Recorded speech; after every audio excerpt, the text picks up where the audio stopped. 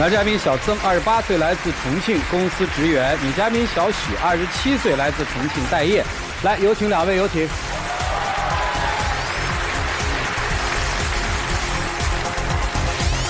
欢迎两位哈。今天是女生要来的？对，我要来的。来逼婚的？对，逼婚，明年我就想结婚了，我等不了了。呵，你什么态度啊？我打算是后年。你们俩谈恋爱多久啊？我们俩在一起3年了。谁追的谁啊？可以说是我追的他。3年前我们是在网上认识的，聊了一段时间，觉得双方的感觉还不错。然后有那么一个机会，他本来是在一家康复机构做特教老师，教那些自闭症的儿童。哎呦，这个不容易啊，厉害，老师。我就觉得特别有爱心，以后肯定对自己的孩子也特别好啊，我就对他非常有好感。然后那时候他刚好想辞职，我觉得这是我的一个表现的机会嘛，然后我就去帮他搬家，帮他找了房子，是这样认识的。那是我们第一次见面。后来我去成都工作了3个月，然后因为成都那边的机构的一个教学模式不是特别适合我，然后我又准备辞职了，然后他知道之后就去成都接我，然后带我在成都玩了几天，给我表白了，我也答应了。后来他带我回重庆见了他父母，然后暂且在他家借宿了小半年。这个借宿我怎么理解啊？我们是1人1间房睡的嘛。行，那就这叫借宿是吧？对。然后呢？刚开始吧，我跟他父母处的还是挺好的，除了每个月他给他爸妈1000块钱生活费。那我也不是因为他来了我才交生活费的，是我从我工作开始，我都一直有交1000块钱给我爸妈。不，这没啥毛病啊。但是除了交了1000块钱生活费，你还把自己的几万块钱存款给你爸买车了。家里需要买车，我作为家里的独生子，我不可能让我爸妈去借钱吧。但是你考虑过我的感受吗？那几万块钱是你结婚用的。那时候我没想结婚吗？那时候没想结婚。而且你工作本来也不稳定啊，你工资又不高，你存这几万块钱，你肯定以后也要用的很多呀，得生孩子啊，各方面的。哎呀，姑娘，这事儿你想多了吧？我就觉得他心里面就只有父母。不是，这为什么只有父母呢？你一个月就挣1000块钱吗？就3、4千块钱。对对，那剩下的钱都给谁花了呢？差不多我俩吧。对呀，不是也有你吗？你花的比他父母还多呢。你在这个期间你工作吗？工作。那你就把你的钱存起来呗。我这钱都看病了，就是刚开始跟他父母相处的挺好的吧，直到有件事情之后，他爸妈对我就开始有意见了。那次也是我陪他去医院做检查嘛，然后检查的结果落在了车里。什么结果？多囊卵巢综合症。这多囊卵巢综合症，它只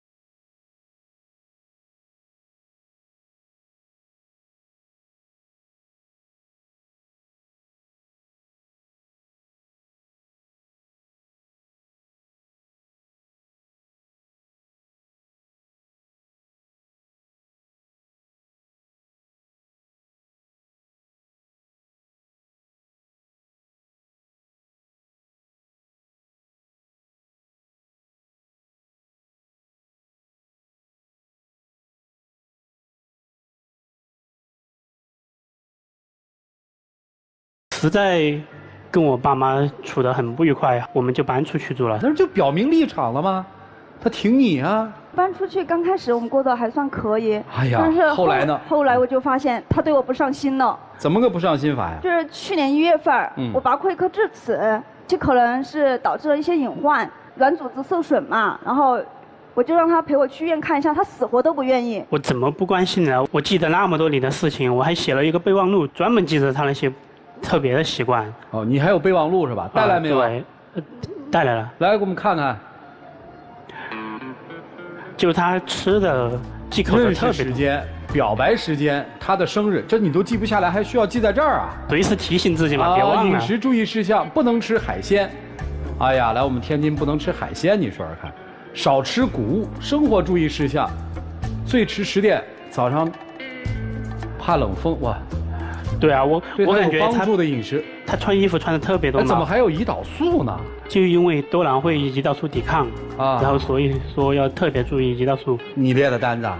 对，还可以啊，怎么不上心啊？有一次他朋友请他吃饭，他让我跟他一起去。到了那里，他朋友提早就点好了一大桌子菜，全是辣的，一样我都不能吃啊。咋了？然后我筷子都没动一下。是他点的还是他朋友点的？他朋友点的。是你们俩一起去的还是他先去的？我们俩一起去的。那就行了吗？那跟他有啥关系啊，姑娘？朋友点的嘛。对啊，然后他在桌上拉着一张脸，特别不给我面子，我觉得很生气当时。但是我看他一直在饿着，也不是办法，我就很快吃完了，就带他去吃别的东西了。但是你不知道在教育饭我能吃的吗？那是朋友请客，又不是我做主的。但是我已经忌口3年了，作为一个重庆人，我不能吃辣，我是什么滋味？这样不能吃，那样不能吃，这也是我自己没办法呀。我也想自己控制饮食好一点啊。我能理解你。我就坐在那看着你吃香的喝辣的。我能理解你，但是胃还不好了。但是不可能所有人都为了你迁就吧？行，这是不在意，还有别的吗，姑娘？直到这件事情后吧，我就跟他朋友的关系发生了变化。啊！但是后面有件事情让我彻底跟他朋友断。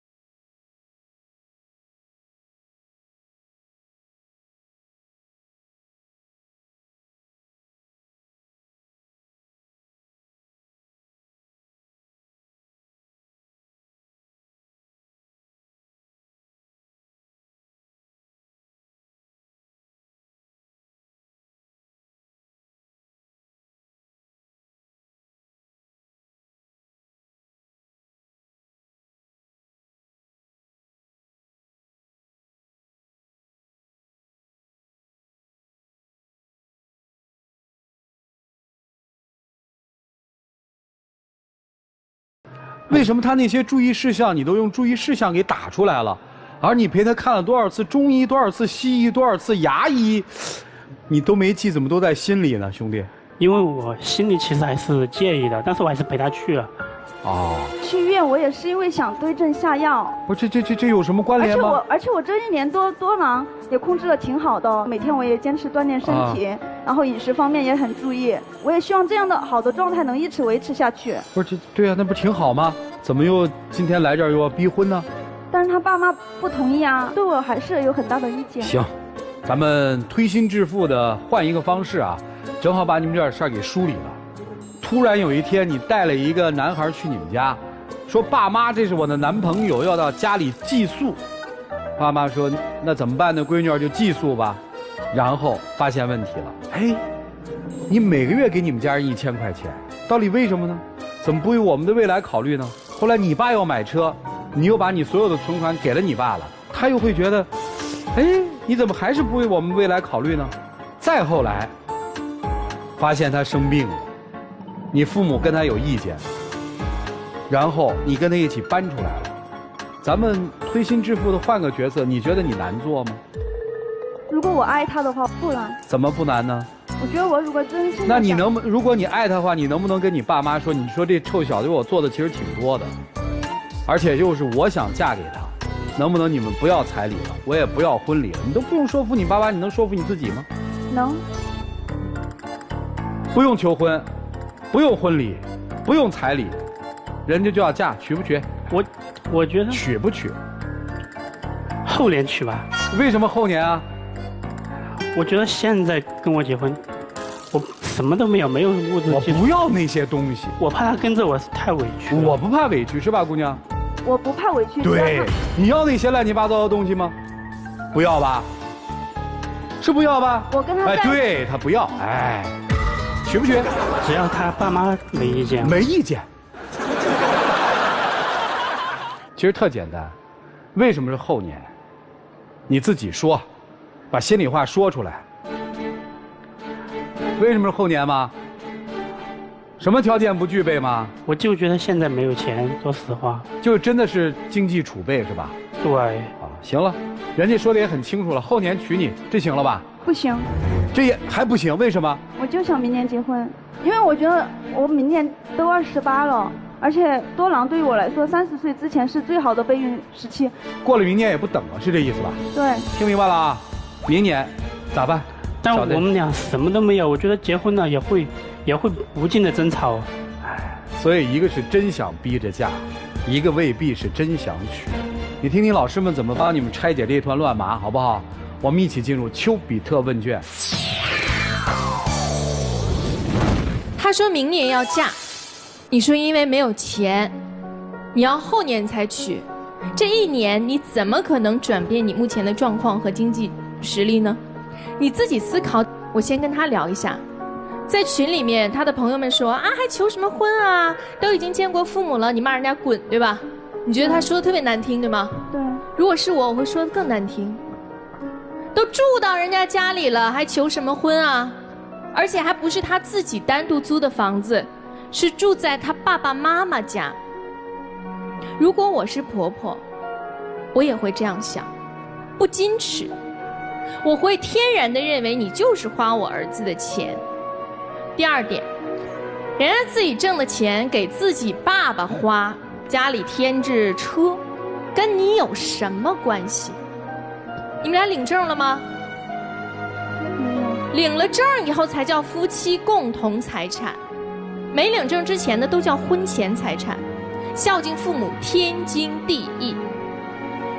第三，出去吃饭的时候满桌子都是辣椒，你过敏，你就说我吃不了这个，给我点一蛋炒饭，不就完了吗？你说你跟他较什么劲？就你一直在跟自己拧巴，你知道吗？所有的事情你不去消化，不去处理，不去面对，然后跟自己拧巴完了以后把这个东西拧巴给他，这是你个人的问题。现在我来解决他为什么不娶你这件事情。来，你想好了吗？你后年怎么赚这个钱？我就觉得1年存个2、3万，然后你们俩认识3年了，3年的时间不结婚，哪吒都生出来了。后年就是再3年，后年是他30岁的那一年。他刚才跟我们讲说，他的身体状况最适合备孕的时间是30岁之前，你熬到他30岁。你妈妈不就是说了吗？如果他能够生孩子，那你们就办婚礼，你们就结婚；如果不能生，就不会给你们这样的仪式。你就是在听你爸妈的话。你给我说实话，今天是不是这样？对。什么经济条件？对。那你就告诉他。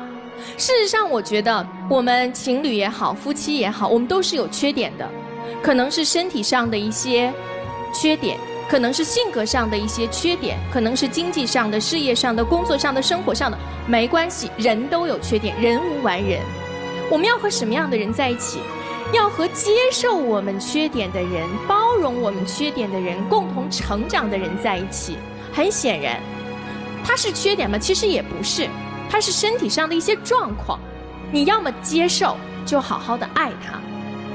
你可以说你不接受，你诚实一点，让他去找那些真正心疼他、保护他、愿意和他在一起的男人。咱不耽误人家。你拖到30岁，你真的会和他结婚吗？你凭什么承担这样的责任？你承担得起吗？女孩虽然有我刚才说的点点滴滴的问题，但是整件事情最大的责任在你。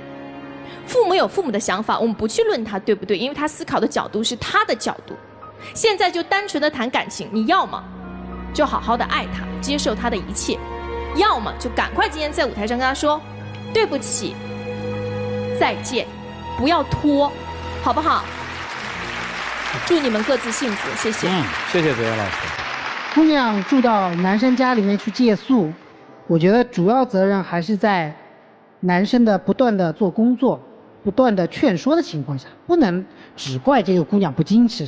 就今天你在台上表现的咄咄逼人，无非就是其实你在为自己身体上面有一些问题感到一些自卑感，因为这些自卑感，所以你对自己有很强的保护欲，我是可以理解的。但是我觉得你表现的还是太过于咄咄逼人。作为男生，我想说的是，两个人在一起意味着，因为我娶了你，所以我要和你一起去面对我以前不用面对的事情，这是婚姻的本质。很多人不知道什么是爱，但更多人是不知道什么是不爱。我希望你们两个人想想，你们是否知道什么是不爱？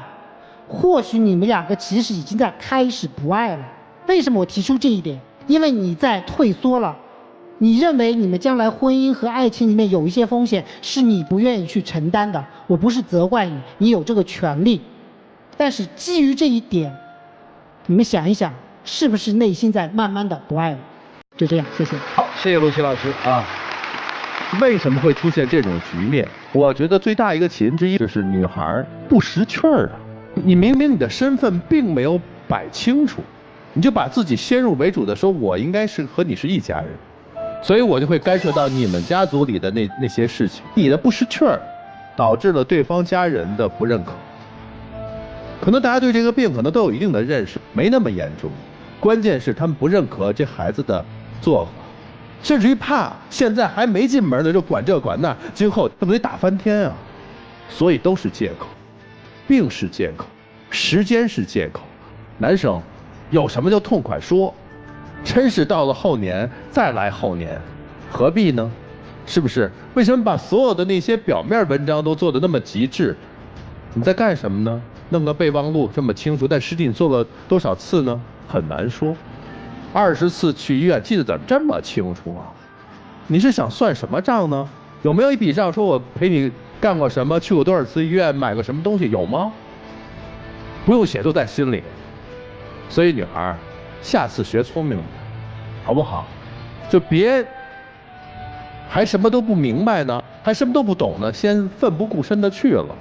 谁把你当成自家人了？你不是。所以而且你最大的问题就在于面子呀。我住都住到人家去了，朋友都知道了，面子有那么重要吗？里子最重要啊。幸不幸福你们最清楚，有必要等到明年吗？没有。有必要等到后年吗？没有。就是现在，说出你们的真心话，不爱就分开，就这样。好，谢谢徐总。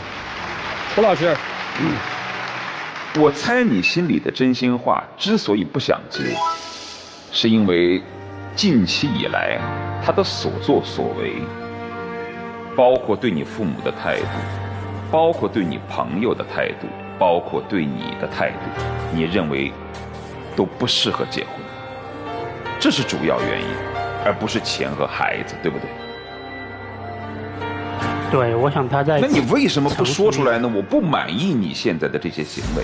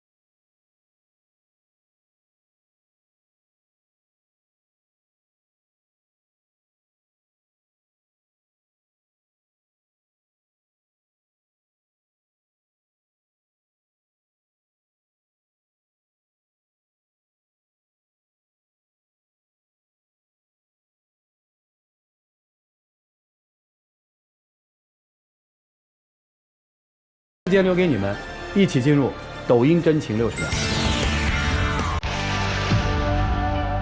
在一起3年了，我也很努力的为你做了很多，我相信你也知道。虽然父母的不同意，我没有把握说服他们，但是我想说的是，就算没有孩子，我们俩也可以好好的过下去。我希望你再等我一下。我觉得我们的沟通是有一些问题，没有相互理解。我觉得我们需要冷静一下，再考虑要不要结婚。但是婚姻是2个家庭的事情，如果我们的婚姻得不到你父母和朋友的祝福，我们会幸福下去吗？我真的不确定，我需要时间想一想。没什么好说的了，坦诚一些吧。啊，下去之后好好的再聊聊。谢谢2位请回。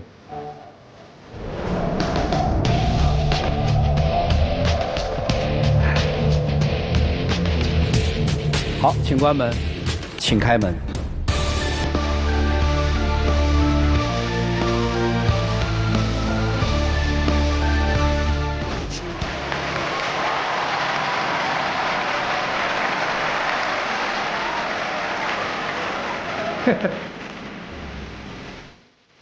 来吧，来吧，什么时候结婚？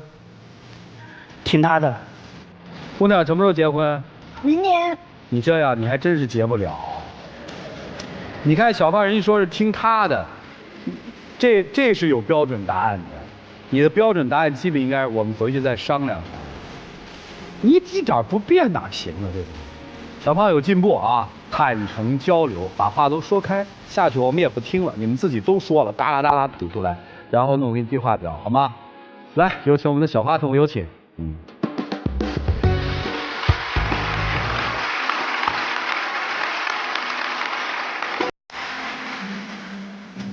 谢谢。